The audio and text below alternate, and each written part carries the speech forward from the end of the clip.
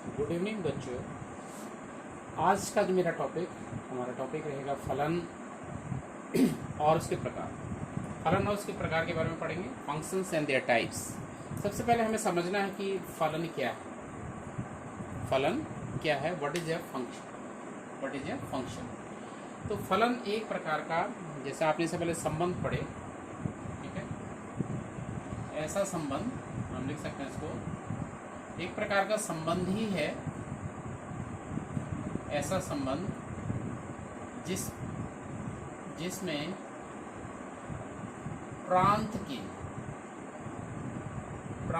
के प्रत्येक अवयव का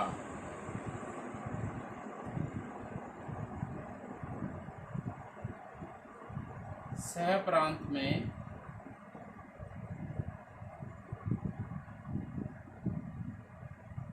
एक अद्वितीय प्रतिबिंब हो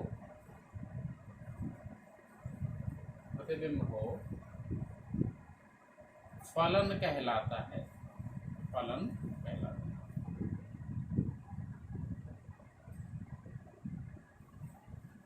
तो समझने वाली बात है कि ये जो फलन है ये एक प्रकार का संबंध है, एक स्पेशल टाइप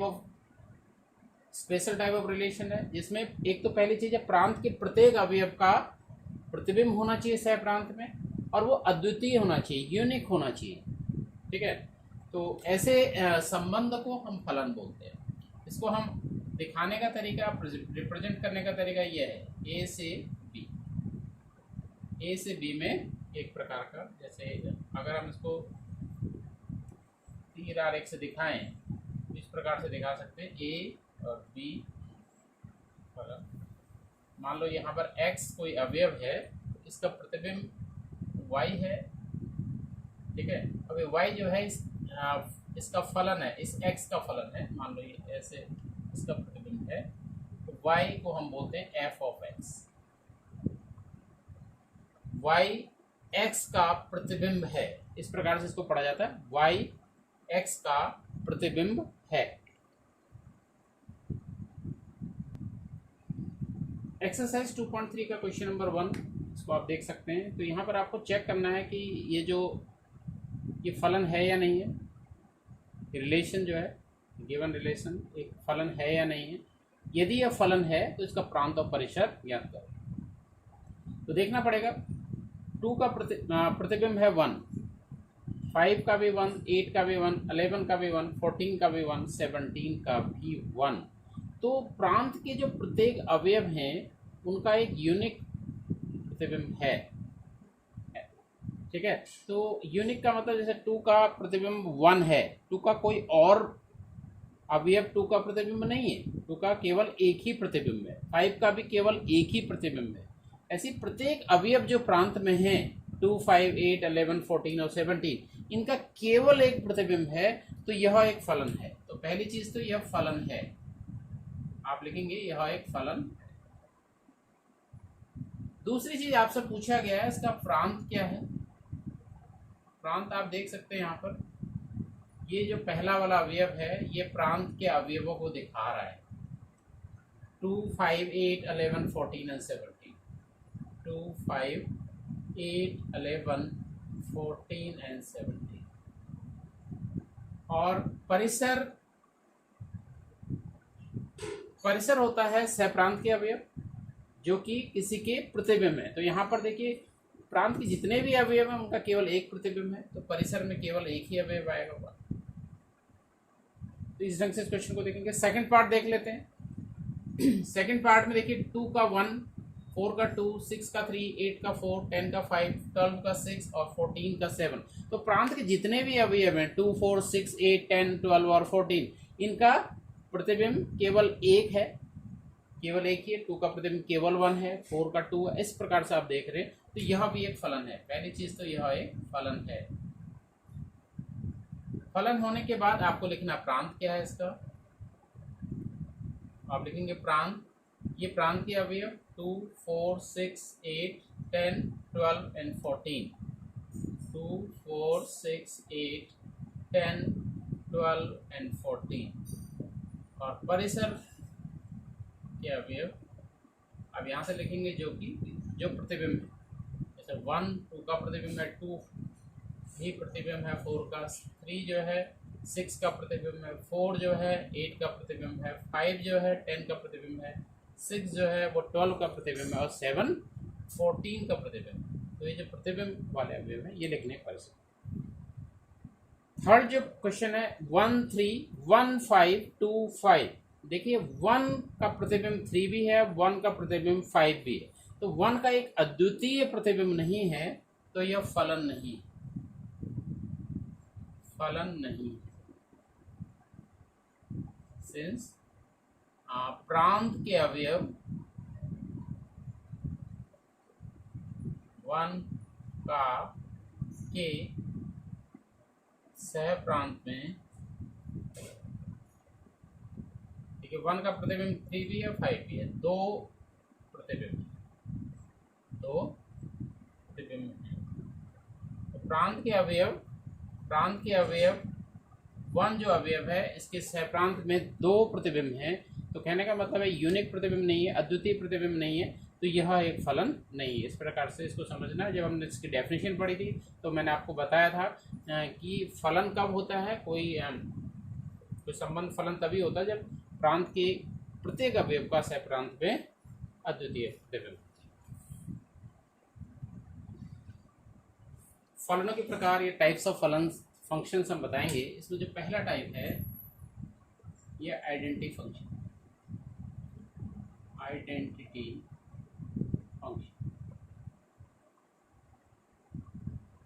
तत्समक फलन,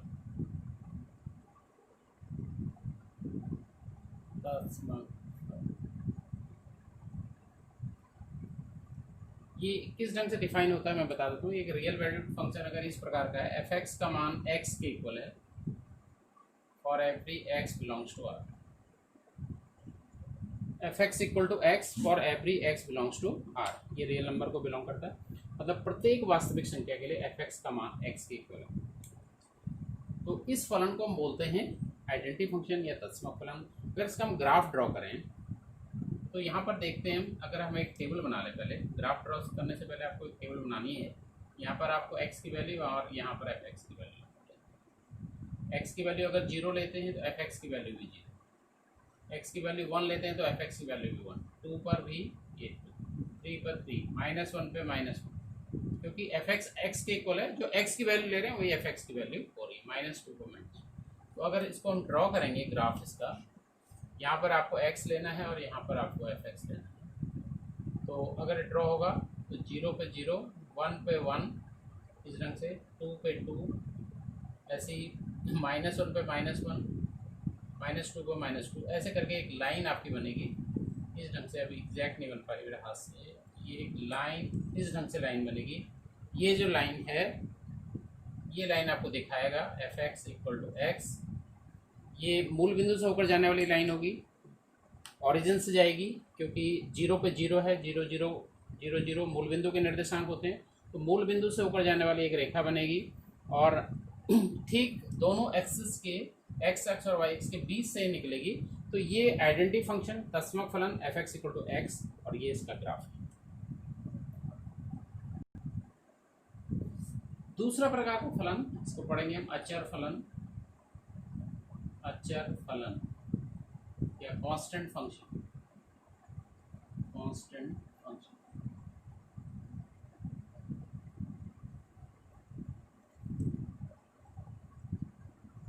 तो f(x) इक्वल टू एक कांस्टेंट के बराबर होगा, अचर राशि के बराबर होगा। जैसे c हमने ले लिया अचर,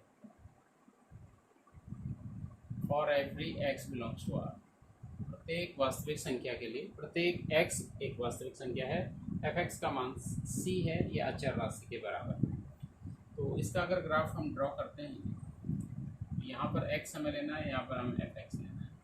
तो मान लो c कोई वैल्यू है, c का मान कुछ भी हो सकता है, तो जैसे हमने c का मान ले लिया, ये अगर c मान को रिप्रेजेंट करता है, इस प्रकार से ये इस बिंदु से होकर जाने वाली लाइन जो कि x अक्ष के समानांतर एक रेखा आपको खींचेंगे, और ये हमेशा इसका जो डिस्टेंस है x अक्ष से वो हो जाएगा c तो ये जो लाइन है ये एफ एक्स इक्वल टू सी को रिप्रेजेंट करेगी और इस फलन को हम बोलते हैं अचर फलन।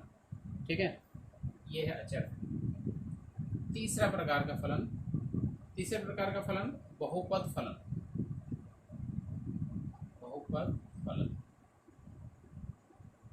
इसको हम पॉलिनोमियल भी बोलते हैं, पॉलिनोमियल फंक्शन। पॉलिनोमियल फंक्शन बहुपद फलन क्या होगा, जब f(x) का मान,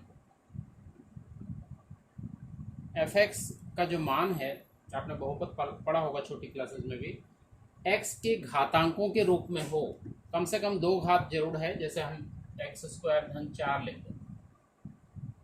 ठीक है, तो यहाँ पर x की जो घातें हैं, एक पूर्णांक घातें होनी चाहिए। x की घात 3/2 एक बहुपद नहीं है। ठीक है, तो x की घात 2, 3 इस प्रकार से पूर्णांक आपको लेना है। तो इस प्रकार का अगर फलन है आपका, तो यह एक बहुपद फलन कहलाता है। और बहुपद फलन का जो ग्राफ है, एक कर्व आएगा, एक कर्व आएगा, जैसे इस प्रकार से एक कर्व बनेगा, एक वक्र आएगा बहुपद फलन का ग्राफ। इसके बाद चौथा प्रकार का जो फलन है, यह है परिमेय फलन या रेशनल फंक्शन। तो परिमेय फलन क्या है, मान लो f(x) कोई फलन है, इसको हम 2 फलनों के भागफल के रूप में लिख लें। परिमेय संख्या आपने पढ़ी है, परिमेय संख्या में एक अंश होता है, एक हर होता है। तो यहाँ पर भी एक फलन को हम 2 फलनों के भागफल के रूप में अगर लिखें, जहाँ पर h(x) is not equal to, हर को 0 नहीं होना, क्योंकि जब आप कोई भिन्न संख्या पढ़ते हैं तो आप वहाँ पर आपको लिखना होता है कि हर को 0 नहीं होना है। ठीक है, h(x) is not equal to 0। तो इस प्रकार का जो फलन होता है, ये कहलाता है परिमेय फलन। पांचवा प्रकार का फलन बहुत इंपॉर्टेंट फलन, इनका आप यूज पढ़ेंगे आगे क्लासेस में भी, जब 12th क्लास पढ़ेंगे वहाँ पर भी इस फलन को बिल्कुल क्लियर कर लीजिए। मापांक फलन, मॉडुलस फंक्शन, मॉडुलस मापांक फलन या मॉडुलस फंक्शन किस ढंग से डिफाइन होता है, किस ढंग से परिभाषित होता है, मैं इसको लिखने जा रहा हूँ। f(x) का जो मान होता है -x होता है यदि x का मान 0 से छोटा है। कहने का मतलब है, यदि x का मान एक ऋणात्मक संख्या, 0 से छोटा का मतलब ऋणात्मक संख्या, यदि x ऋणात्मक संख्या है तो f(x) का मान -x। यदि x का मान 0 है तो f(x) का मान भी 0 है। और यदि x का मान 0 से बड़ा है, 0 से बड़ा का मतलब यदि x एक धनात्मक संख्या है तो f(x) का मान x है।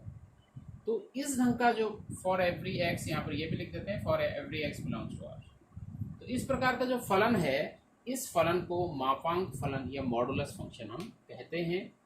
फिर से समझ लीजिए, f(x) का मान -x यदि x एक ऋणात्मक संख्या है, f(x) का मान 0 यदि x 0 है, और f(x) का मान x यदि x एक धनात्मक संख्या है।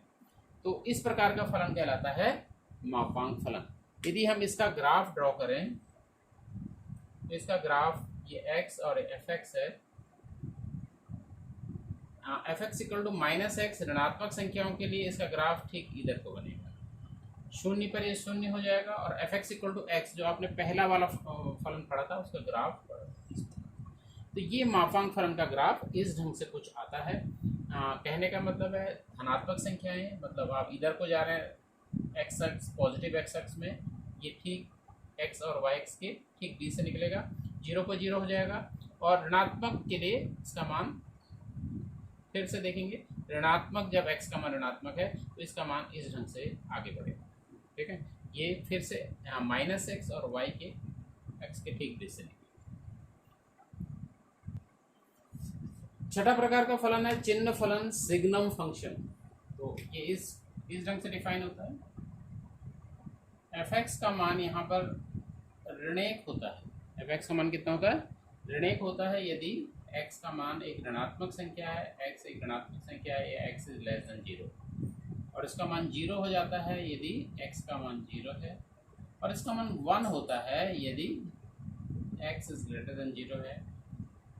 मतलब धनात्मक x यदि धनात्मक है तो f(x) का मान 1 है, x यदि 0 है तो f(x) का मान 0 है, और x यदि एक ऋणात्मक संख्या है, 0 से कम मतलब ऋणात्मक संख्या, तो f(x) का मान -1, ठीक है। तो इस प्रकार का फलन जो होता है और every x belongs to R, ये कहलाता है चिन्ह फलन। तो चिन्ह फलन का अगर हम ग्राफ ड्रॉ करें तो इस ढंग का ग्राफ आएगा x एंड y। तो आप समझ रहे हैं x यदि धनात्मक संख्या है, 0 पर तो 0 है, और जैसे x धनात्मक होता है तो इसका मान 1 हो जाता है। कहने का मतलब 0 से यदि थोड़ा सा भी अधिक है तो इसका मान कितना हो जाता है, तो 0 को छोड़ना है आपको, 0 पर तो 0 है तो ये 0 पर 0 दिखाएंगे, इसको आप ब्लैक कर लीजिए जरा सा, और यहाँ पर से धनात्मक संख्या के लिए ठीक 1 की एक सीधी लाइन आ जाएगी, और इसका मान -1 हो जाता है ऋणात्मक। तो कुछ इस प्रकार का चिन्ह फलन, देखिए आप समझ रहे हैं x का मान 0 पर 0, इसको पूरा आप ब्लैक करेंगे, और जैसे ये 0 से आगे बढ़ते हैं, धनात्मक x अक्ष में बढ़ते हैं, तो इसका मान 1 हो जाता है, और 0 से कम होता है जैसे इसका मान -1 होता है। तो ये है चिन्ह फलन का ग्राफ, और ये है चिन्ह फलन का कॉन्सेप्ट। और जो 7वें प्रकार का फलन है महत्तम पूर्णांक फलन, greatest integer function. Greatest integer function को हम इस प्रकार से दिखाते हैं,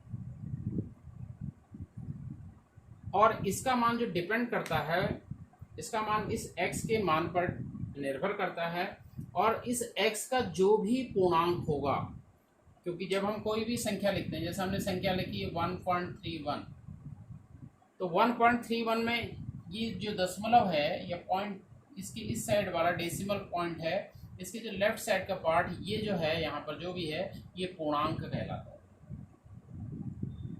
और ये वाला जो पार्ट है जो दशमलव के बाद वाला है, इसको आप दशमलवांक कहते हैं। तो कोई भी संख्या, जैसे आपको 1.31 इसका ग्रेटेस्ट इंटीजर फंक्शन देखना है, तो वो इसके पूर्णांक के बराबर होगा। कहने का मतलब किसी भी संख्या का अगर हमें महत्तम पूर्णांक फलन या ग्रेटेस्ट इंटीजर फंक्शन देखना है, वो इसके पूर्णांक के बराबर होता है। अगर हम बात करते हैं 1.999 की भी अगर हम बात करें, तो इसका जो पूर्णांक है ये 1 है, तो ये 1 होगा। अगर ये 2.0001 भी है, तो इसका देख रहे हैं आप, इसका जो पूर्णांक है 2, तो ये 2 हो जाता है, ठीक है। तो इसका जब ग्राफ बनेगा कुछ इस प्रकार से आएगा, x एंड fx। तो यहाँ पर आपको देखने पड़ेंगे, जैसे 0 1 2 3 4, ऐसे यहाँ भी होगा 1 2 3 4, नीचे को -1 -2 -3, ऐसे इधर भी -1 देखने बताते हैं। तो जब आप 0 से 1 की संख्या देखेंगे, तो आप देखेंगे यहाँ से यहाँ तक की संख्या का पूर्णांक 1 होगा, तो ये इस ढंग से आएगा इसका ग्राफ, ठीक है। और जैसे ये 1 से थोड़ा सा आगे बढ़ते हैं, तो ये यहाँ पर 1 पर ये 1 हो जाएगा, ये छूट जाएगा, 1 से इस प्रकार से जाएगा, जैसे 2 हो जाता है तो ये 2 पर पहुँच जाएंगे इस प्रकार से, 3 पहले 3 हो जाएगा। इस ढंग से इसका कुछ ग्राफ बनेगा। ऐसी अगर ये ऋणात्मक संख्या है तो यहाँ पर से -1 हो जाएगा, 0 को छोड़ के या फिर यहाँ पर -1 से आगे बढ़ते हैं तो ये -1,